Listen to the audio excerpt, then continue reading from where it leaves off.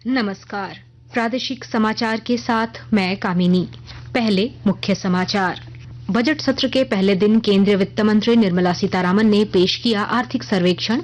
कल एनडीए सरकार के तीसरे कार्यकाल का पहला आम बजट करेंगी पेश। प्रधानमंत्री नरेंद्र मोदी ने कहा, विकसित भारत के लिए मजबूत नींव तैयार करेगा बजट। सांसदों को नकारात्मक राजनीति नहीं करने की दी सलाह। सुप्रीम कोर्ट ने नीट में पूछे गए एक विवादित प्रश्न के जवाब की जांच का जिम्मा आईआईटी दिल्ली को सौंपा। शीर्ष अदालत ने कल 12 बजे तक मांगी रिपोर्ट। मुख्यमंत्री हेमंत सोरेन ने की घोषणा, राजमहल में हवाई पट्टी का होगा निर्माण। और सावन की पहली सोमवारी पर राज्य भर के शिवालयों में उमड़ी श्रद्धालुओं की भीड़। देवघर के वैद्यनाथ धाम और दुमका के बासुकीनाथ में कांवड़ यात्रा को लेकर व्यवस्था चाक चौबंद। और अब समाचार विस्तार से। संसद का बजट सत्र आज से शुरू हो गया है। आर्थिक सर्वेक्षण 2023-24 में वित्त वर्ष 2024-25 के लिए सकल घरेलू उत्पाद की वृद्धि दर 6.5 से 7% के बीच रहने का अनुमान लगाया गया है। केंद्रीय वित्त मंत्री निर्मला सीतारामन ने आज बजट सत्र के पहले दिन दोनों सदनों में आर्थिक सर्वेक्षण पेश किया।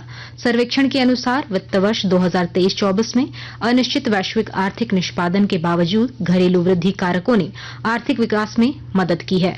पेश है एक रिपोर्ट। सर्वेक्षण में कहा गया है कि वित्त वर्ष 2024 में सकल घरेलू उत्पाद की वास्तविक दर वर्ष 2020 की तुलना में 20% अधिक रही है। इस वर्ष भी वृद्धि दर सुदृढ़ रहने की संभावना है। सर्वेक्षण के अनुसार बेरोजगारी और बहुआयामी गरीबी में कमी और श्रमबल भागीदारी में बढ़ोतरी के साथ विकास समावेशी रहा है।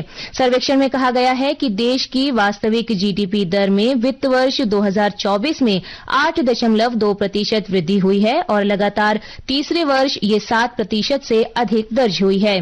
सर्वेक्षण में 2024 के लिए वैश्विक व्यापार परिदृश्य सकारात्मक बताया गया है, जिसमें वस्तु व्यापार बढ़ने की संभावना है।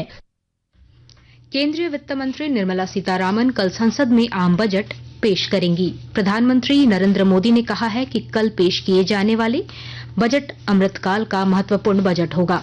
संसद के बजट सत्र से पहले संसद के बाहर संवाददाताओं से बातचीत में श्री मोदी ने कहा कि यह बजट विकसित भारत के लिए मजबूत नींव तैयार करेगा। उन्होंने सांसदों को नकारात्मक राजनीति नहीं करने की नसीहत दी। मैं आज आग्रहपूर्वक कहना चाहता हूं, देशवासियों ने हमें यहाँ देश के लिए भेजा है, दल के लिए नहीं भेजा है। ये सदन दल के लिए नहीं, ये सदन देश के लिए है। मैं विश्वास करता हूं कि हमारे सभी माननीय सांसद पूरी तैयारी के साथ चर्चा को समृद्ध करेंगे। कितने ही विरुद्ध विचार होंगे, विरुद्ध विचार बुरे नहीं होते हैं, नकारात्मक विचार बुरे होते हैं। देश को नकारात्मकता की जरूरत नहीं है। देश को प्रगति की विचारधारा, विकास की विचारधारा, देश को नई ऊंचाइयों पर ले जाने वाली विचारधारा से हमें आगे बढ़ाना होगा।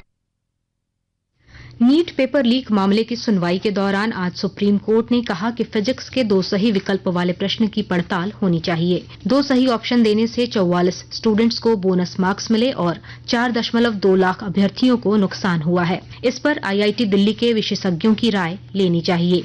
अदालत ने आदेश दिया कि आईआईटी दिल्ली के निदेशक 2 जवाबों वाले सवाल की जांच के लिए एक 3 सदस्यीय कमेटी बनाए। शीर्ष अदालत ने कल 12 बजे तक इस मामले पर रिपोर्ट मांगी है। मामले की अगली सुनवाई कल होगी। अफ्रीका के कैमरून में फंसे झारखंड के प्रवासी मजदूर आज सकुशल घर पहुंच गए। वतन वापसी पर मजदूरों और उनके परिजनों में उत्साह है। गौरतलब है कि कैमरून में राज्य के 27 प्रवासी मजदूर फंसे हुए थे। इनमें गिरिडीह जिले के 4 समेत बोकारो और हजारीबाग जिले के विभिन्न प्रखंडों के मजदूर शामिल थे। वतन वापसी पर मजदूरों ने सरकार के प्रति आभार जताया है। मुख्यमंत्री हेमंत सोरेन ने आज साहिबगंज जिले के राजमहल में 88 करोड़ 84 लाख रुपए की योजनाओं का शिलान्यास और उद्घाटन किया। इस दौरान उन्होंने विभिन्न योजनाओं के लाभुकों के बीच परिसंपत्तियों का भी वितरण किया। इस मौके पर एक जनसभा को संबोधित करते हुए श्री सोरेन ने राजमहल क्षेत्र के विकास के लिए गंगा पर पुल निर्माण के साथ साथ हवाई पट्टी के निर्माण की घोषणा की। उन्होंने शिवघागी मंदिर पर आने जाने के लिए रोपवे निर्माण की भी घोषणा की। झारखंड और बिहार को जोड़ने वाला एक महत्वपूर्ण और भव्य पुल भी बन रहा है। इसके अलावा और भी जगहों पर सड़क, पुल, पुलिया बनना है। और हमने इस क्षेत्र के सर्वांगीण विकास के लिए ये भी तय किया है कि राजमहल जिला के अंदर एक हवाई पट्टी भी होगा। आकाशवाणी के ताजा तरीन समाचारों के लिए आप हमारी वेबसाइट newsonair.gov.in पर लॉग ऑन कर सकते हैं। ताजा समाचार X handle @AIR news alerts और Facebook page all India radio news पर भी उपलब्ध है। आप प्रादेशिक समाचार एकांश के एक्स हैंडल @AIR न्यूज _ और फेसबुक इंस्टाग्राम पेज तथा YouTube channel AIR news Ranchi पर भी हमारे बुलेटिन सुन सकते हैं। प्रादेशिक समाचार आप आकाशवाणी रांची से सुन रहे हैं। वर्ष 2025 के लिए देश के सर्वोच्च नागरिक सम्मान पद्म पुरस्कारों के लिए नामांकन 15 सितंबर तक किए जा सकते हैं। केंद्रीय गृह मंत्रालय ने कहा है कि पद्म पुरस्कारों के लिए नामांकन और अनुशंसाएं राष्ट्रीय पुरस्कार पोर्टल पर प्राप्त की जाएंगी। पद्म पुरस्कारों में पद्म विभूषण, पद्म भूषण और पद्मश्री शामिल है। ये पुरस्कार 1954 में शुरू किए गए थे, जिनकी घोषणा हर वर्ष गणतंत्र दिवस पर की जाती है। यह पद्म पुरस्कार कला, साहित्य, शिक्षा, खेल, सामाजिक कार्य, लोक कार्य, विज्ञान, व्यापार और उद्योग के क्षेत्र में विशिष्ट और असाधारण कार्य के लिए दिए जाते हैं। चिकित्सकों और वैज्ञानिकों को छोड़कर सार्वजनिक क्षेत्र के प्रतिष्ठानों सहित सरकारी कर्मचारी पद्म पुरस्कारों के लिए पात्र नहीं हैं। केंद्र सरकार द्वारा चलाए जा रहे बेटी पढ़ाओ और बेटी बचाओ अभियान का असर गिरिडीह में भी दिखने लगा है। Giridih civil surgeon doctor SP Mishra ने बताया कि जिले में 3 वर्षों में सेक्स रेशियो में सुधार हुआ है। सिविल सर्जन ने बताया कि जिले में भ्रूण का परीक्षण करने वालों पर विभाग लगातार कार्रवाई कर रहा है। उन्होंने बताया कि जिले में कई निजी क्लिनिक या तो सील किए गए हैं या उन पर अर्थदंड लगाया गया है। गढ़वा जिले में किसानों की आमदनी बढ़ाने के लिए बिरसा हरित ग्राम योजना शुरू की गई है। विस्तृत ब्यौरा दे रहे हैं हमारे संवाददाता। बिरसा हरित ग्राम योजना जिला ग्रामीण विकास अभिकरण और मनरेगा दोनों विभागों को मिलाकर चलाया जा रहा है। इसमें बागवानी सखी प्रोत्साहन नीति के तहत किसानों को बागवानी के लिए आम के फलों के अधिक से अधिक उत्पादन के लिए प्रोत्साहित किया जा रहा है। वर्तमान वित्तीय वर्ष 2024-25 में 50,000 एकड़ में आम की बागवानी लगाने का लक्ष्य लिया गया है। इस योजना को लोकप्रिय बनाने के लिए उत्पादित आम के व्यापक प्रचार प्रसार के लिए प्रखंड और जिला स्तर पर आम उत्सव बागवानी मेला का आयोजन करने का निर्णय लिया गया है। विनोद कुमार पाठक, आकाशवाणी समाचार, गढ़वा। सावन की पहली सोमवारी पर आज देवघर के बाबा मंदिर समेत राज्य भर के शिवालयों में जलाभिषेक के लिए श्रद्धालुओं की भीड़ उमड़ पड़ी। देवघर में सुबह 4 बजे बाबा मंदिर का पट खुलते ही कतारबद्ध कांवरियों को अर्घा के माध्यम से जलार्पण कराया गया। इधर दुमका जिले के विश्व प्रसिद्ध बाबा बासुकीनाथ धाम में भक्तों ने जलाभिषेक किया। राजधानी रांची के पहाड़ी मंदिर, खूंटी के आमरेश्वर धाम के अलावा रामगढ़ के रजरप्पा स्थित मां छिन्नमस्तिके मंदिर परिसर में स्थापित प्रदेश के सबसे ऊंचे शिवलिंग पर शिव भक्तों ने जलाभिषेक किया।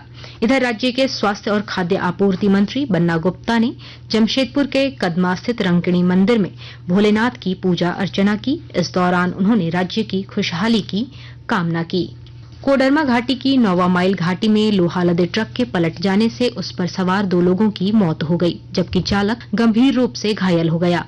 घटना की सूचना मिलने के बाद पुलिस मौके पर पहुंचकर घायल चालक सदर अस्पताल भेजा, जहां प्राथमिक उपचार के बाद बेहतर इलाज के लिए उसे रांची रिम्स रेफर कर दिया गया। सरायकेला खरसावां जिले में पुलिस ने 5 शातिर अपराधियों को गिरफ्तार किया है। जिले के पुलिस अधीक्षक मुकेश लुनायत ने बताया कि गुप्त सूचना मिली थी कि तिरुलडी थाना क्षेत्र में कुछ अपराधी किसी बड़ी घटना को अंजाम देने के लिए एकत्र हुए हैं। इसके बाद पुलिस ने कार्रवाई करते हुए 5 अपराधियों को हथियार के साथ गिरफ्तार कर लिया। इन अपराधियों पर लोक कलाकार कुंदन गोप से 10 लाख रुपए रंगदारी मांगने का भी आरोप है। अंत में मुख्य समाचार एक बार फिर। बजट सत्र के पहले दिन केंद्रीय वित्त मंत्री निर्मला सीतारामन ने पेश किया आर्थिक सर्वेक्षण। कल एनडीए सरकार के तीसरे कार्यकाल का पहला आम बजट करेंगी पेश। प्रधानमंत्री नरेंद्र मोदी ने कहा, विकसित भारत के लिए मजबूत नींव तैयार करेगा बजट। सांसदों को नकारात्मक राजनीति नहीं करने की दी सलाह। सुप्रीम कोर्ट ने नीट में पूछे गए एक विवादित प्रश्न के जवाब की जांच का जिम्मा आईआईटी दिल्ली को सौंपा। शीर्ष अदालत ने कल 12 बजे तक मांगी रिपोर्ट। मुख्यमंत्री हेमंत सोरेन ने की घोषणा, राजमहल में हवाई पट्टी का होगा निर्माण। और सावन की पहली सोमवारी पर राज्य भर के शिवालयों में उमड़ी श्रद्धालुओं की भीड़। देवघर के बैद्यनाथ धाम और दुमका के बासुकीनाथ में कांवड़ यात्रा को लेकर व्यवस्था चाक चौबंद। इसके साथ ही आकाशवाणी रांची से प्रादेशिक समाचार का ये बुलेटिन समाप्त हुआ। नमस्कार।